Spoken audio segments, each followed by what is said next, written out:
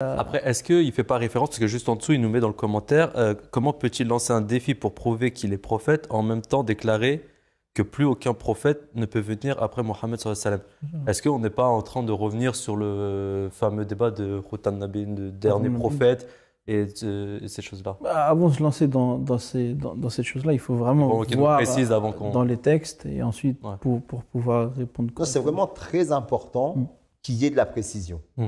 Parce qu'encore une fois, en plus, bon, c'est ce qu'il demande. Hein, d'ailleurs, il a récemment envoyé un commentaire qu'on n'a pas mis dedans, Mm. dans lequel il demande justement qu'on fasse qu'on prépare des réponses qui soient précises et sourcées. Et nous, à notre tour, nous lui demandons de préparer des questions sur des éléments précis qui nous permettent d'aller voir à la source qu'est-ce qu'a dit exactement le Messie premier, dans quel contexte il l'a dit, pourquoi il l'a dit, et s'il y a une contradiction, comment expliquer comment réconcilier des paroles apparemment contradictoires. Et là, on pourra lui donner une réponse qui soit, je pense, satisfaisante et qui lui permettra de mieux comprendre, en tous les cas, les déclarations du Messie premier, alayhi salam. Ah, ça.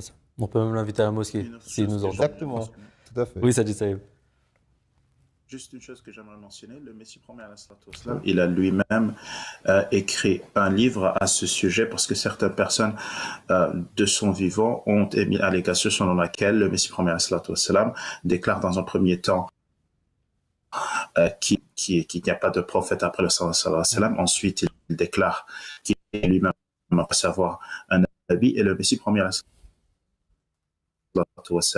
a un livre écrit en anglais A Misconception Removed, donc, et où il déclare que tous ces passages dans mon livre où je semble dire ou qui semblent indiquer qu'aucun prophète n'apparaîtra après le sallallahu alayhi wa sallam font référence à l'apparition de prophètes dits tasharri'i, à savoir de prophètes législatifs qui apportent une nouvelle loi. Et le Messie premier alayhi wa sallam déclare que ce type de prophète, à savoir le qui amène une nouvelle loi qui abroge la coranique, ce type de prophète a été abrogé ou ne peut plus venir, mais qu'un prophète qui vient en support est subordonné à la loi coranique et au prophète sallallahu alayhi wa sallam peut toujours apparaître. Et ici, j'aimerais mentionner une petite chose.